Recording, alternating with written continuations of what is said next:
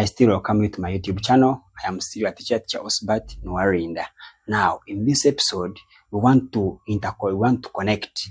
In which way? We want to try to see the connection that is there, especially when we don't have carbohydrates in our body. Is there any way how other foods, for example, like lipids,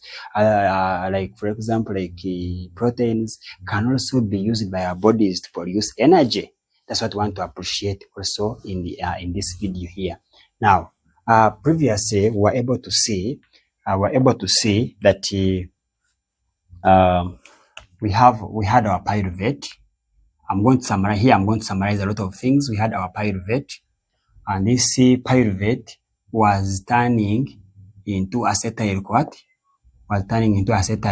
CoA, and we were able to see this acetyl CoA was able to come into to enter into the Krebs cycle. And after coming to the Krebs cycle, of course, our Krebs cycle was here. We had the oxaloacetic acid. Remember, we said original what? We had we had original champions. That was the original champions. They kick original champions kick soccer. They kick soccer for what? Original champions kick soccer for what? For money. For money, like that. Original champions kick soccer for money. We saw this was the oxalic acid. This was our citrate. That was our alpha glutarate. And I'm saying here we also have some other intermediate here, but I'm saying that intermediate I'm ignoring it. But we have some other intermediate here. Some books show some other intermediate here, but I'm just going straight to succinate here. Succinate. Hey, please, you can make more reading about which intermediate is here if you wish. Yeah, you can make that reading and you include it there, but me, I'm ignoring it. And then we have fumarate. We have fumarate here. Then we have malate. And we are able to see our cycle. Krebs cycle was like that. Like that. And then this one we have already seen.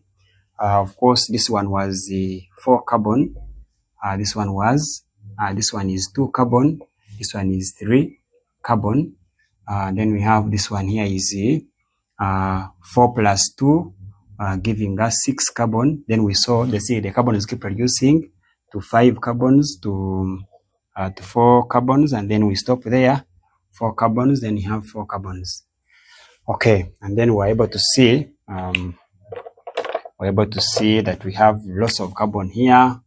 We have loss of a carbon dioxide there. We also have a loss of a carbon dioxide here.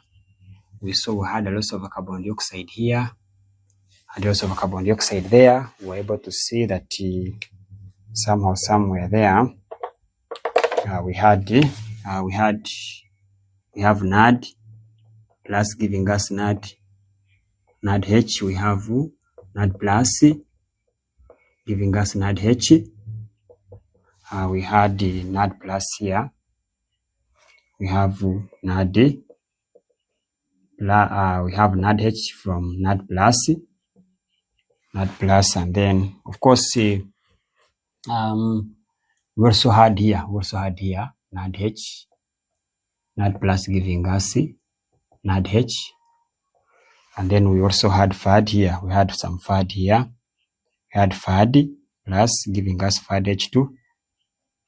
Then we had hydration here, and then we had ATP here. We had ATP being produced from ADP. Now this was our Krebs cycle. Now we are saying this pyruvate came from a carbohydrate. Now we are saying, but if I don't have carbohydrates and I have fats, if I have fats, what happens? How will the process be? We are able to see if we have fats, or we can just simply refer. We call them lipids. I have lipids. If we have lipids, when you eat them, we say when we eat the lipids are broken down via digestion into fatty acids and glycerol.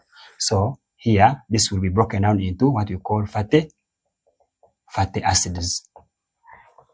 And then this one is going to turn into glycerol. So we are saying, what happens even if carbohydrates maybe are not there, and the only thing we have are lipids. Lipids can also be able to undergo some reaction within our body and give us energy. How? For example, we are seeing that, for example, this fatty acid here, that fatty acid you are seeing there, will now undergo what we actually call it beta oxidation. We undergo oxidation, and it will be able to give us what? Be able to give us our acetyl-CoA. Then acetyl-CoA comes into this reaction, comes into this Krebs cycle, and after going into this Krebs cycle, we have energy in form of ATP being given to us. Are you seeing? At the same time, of course, as you are forming this energy, we have NAD, we have NADH being formed, we have FADH2 being formed, which I've told you that when these molecules here go in the third step, which we are going to look at next, known as the electron transport chain, they lead to production of more ATP. So it means when you have just lipids from fatty acids, you come here. From here, you come here in this reaction, you produce NADH, you produce ATP directly, you produce FADH. The ATP can be used directly, but at the same time, we are saying the FADH and the FADH2 and the NADH can go into electron transport chain and lead to production of more ATP. Are you seeing? Likewise, we're even saying when you have glycerol, this glycerol can also undergo phosphorylation and so on, and it can undergo phosphorylation and ends up leading formation of what? Leading formation of pyruvate. Yeah, if you try to read more, you find that, for example, this glycerol, after going some reactions, phosphorylation and so on, it turns into DHAP. Remember DHAP? Those ones who have watched the video about glycolysis, we had that DHAP somewhere. So that DHAP can now turn into PGAL, and then PGAL turns to what? To pyruvate, and then pyruvate comes and then turns into acetyl enzyme A, and then we have this cycle. We have ATP produced, we have NADH and FADH produced, which NADH and FADH2 go into the electron transport chain and give us even more energy. In addition to the energy we are going to produce here directly, right away from glycerol, which came from lipids. Is that one clear? Now, my major key emphasis, especially here, is on the side of proteins. Now, for proteins, this side we have proteins. We said when proteins are in your body, proteins, when they undergo digestion, the proteins are broken down, and they are broken down into what? Into amino acids. So what goes into your cell is amino acid. So we have this protein turned into amino acid.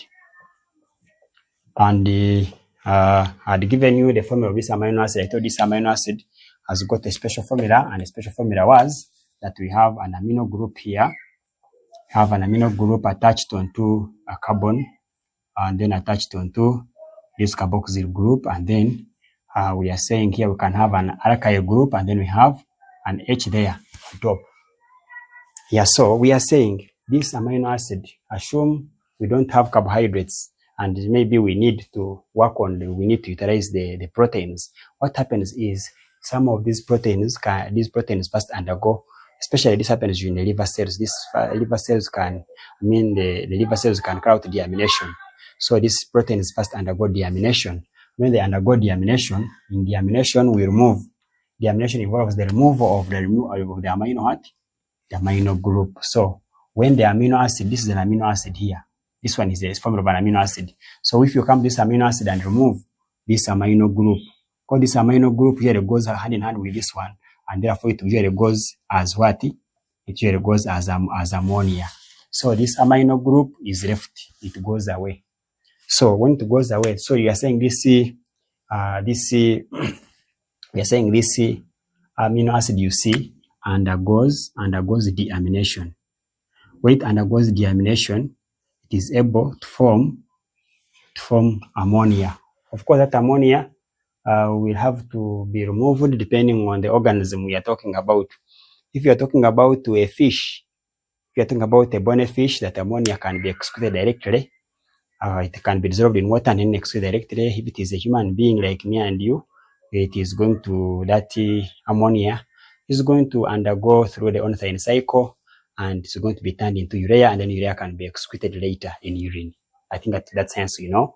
But our focus is not on the amino group that is removed. During this deamination, we remove an amino group in form of ammonia. The amino group is moved in form of ammonia.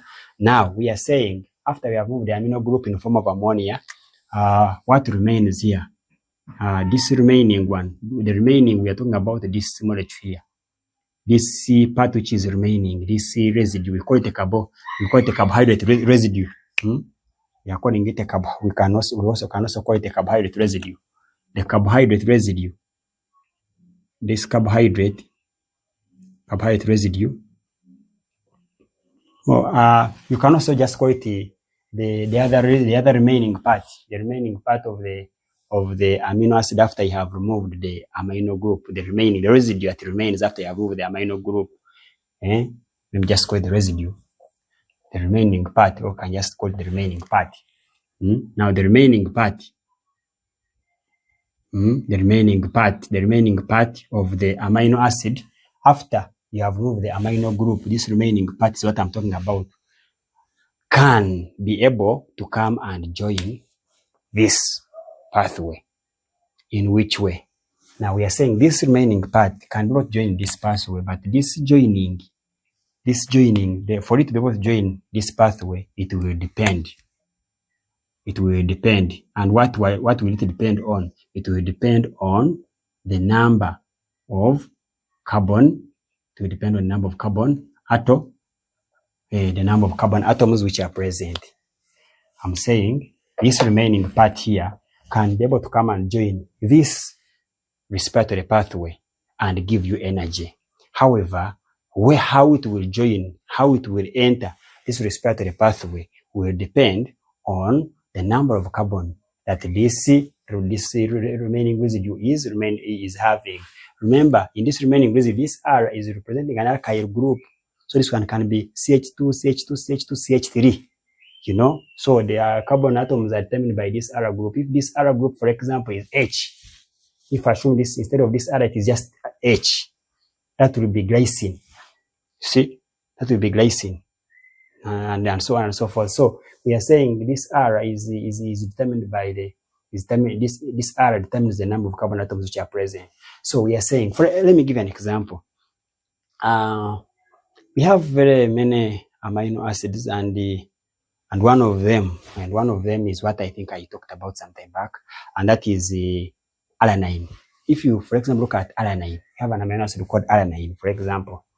Alanine as an amino acid has 3 carbons. Alanine as an amino acid is an amino acid which has 3 carbons. So that alanine, for example, which has 3 carbons, can undergo a reaction, and it ends up being, and it is turned into what? It is turned into pyruvate. You see, alanine, for example, this one here, the example I'm putting here is for example, alanine. If I have an amino acid like alanine can undergo some series of modification. Remember, this ion is having 3 carbon. Can undergo modification, and then it is turned into pyruvate. And then this pyruvate now comes and follows this reaction, and we have energy given out, and the other NADH2, NADH and FADH2. Are we together? Or, for example, we can have other amino acids like what? Like we have heard about amino acid which is known as aspartic acid. Yeah, we have an amino acid, for example, which is called aspartic acid. Aspartic acid is having how many carbons? I think it has 4. Aspartic acid, I think it has 4 carbon atoms. So this aspartic acid, for example, which is having 4 carbon atoms, can easily be turned into oxaloacetic acid. You see, if, for example, I assume this one here is aspartic acid. If you have aspartate or aspartic acid, that's an amino acid which can be turned, which is having 4 carbons. So that one can also undergo some modification, and it is turned into oxalic acid. And then after it has turned into oxalic acid, that means it will now play a role. It would have played a role in combining with the acetyl coenzyme A. Maybe now this one can be coming from maybe fatty acids and so on, and then it comes and joins with this oxalic acid, which has come from aspartic acid. You see, and then we have the cycle continue. In some also cases, we can also have, if for example, this amino, if this group here, this remaining group here is, for example, having 2 carbon atoms. Yeah, it can also, if it has 2 carbon atoms, like now, like the way I was telling you there, this can also be, it can also be turned straight to acetyl-CoA. If, for example, if this carbohydrate, for example, is having, if it has 2 carbon atoms, which amino acid has 2 carbon atoms? You check which carbon, I think one of them I've finished saying it. If you are paying attention, I talked about it. Yeah, so that one can undergo some modification and turns into acetyl coenzyme A. Maybe let me give you one more. If, for example, you have an amino acid like maybe I think it's called glutamic acid. Yeah, I think it's glutamic acid. If you have an amino acid like glutamic acid, if you have glutamic acid can easily be modified, and it turns into this friend here. It turned into that. Now when you have glutamic acid, this is glutaric. This one is alpha ketoglutarate. This one here was glutaric acid. When you hear them, you may think that they are the same, but they are not the same, though they are related. They want to sound the same, but they are not the same. I'm saying this is, for example, this one is what I'm talking about here is glutamic. If you guys say glutamic acid, this is for this glutamic acid is an amino acid. Is an amino acid, and we are saying this amino acid is having 5 carbons.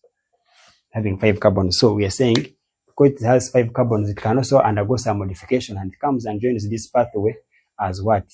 As the alpha ketoglutarate acid, and then the cycle is able to progress. I'm saying these are not the same. Glutamic acid is different from glutaric acid. By the way, most of these ones here, yes, these are some of these ones are carboxylic acids. Most of these other molecules we are talking about in the Krebs cycle are organic acids. Some of them are carboxylic acid and so on, but this one here is specifically amino acid. This one is an amino acid. So we are saying glutamic acid can also be modified and form this one, then you have a cycle. So what am I trying to say? From this simple illustration here, we can say that yes, even when carbohydrates may not be readily available, we are seeing that even other foods like lipids, other foods like what? Other foods like proteins can also play some role. They can also play some role in what? In facilitating respiratory pathways, in facilitating the production of energy. They can also be modified, and they come and join into the respiratory pathway at different points, like the way I have explained for you. I hope things are flowing. I hope things are flowing. Yeah, so that is it. That is it with what I wanted to share with you. So, having appreciated this Krebs, we have talked about too much about Krebs cycle. I think it is now high time we crossed over now and went to the next episode. The next episode, where we are going to now talk about the third step, and that is none other than the third stage, which is known as electron transport chain. Let me find you there. May God bless you.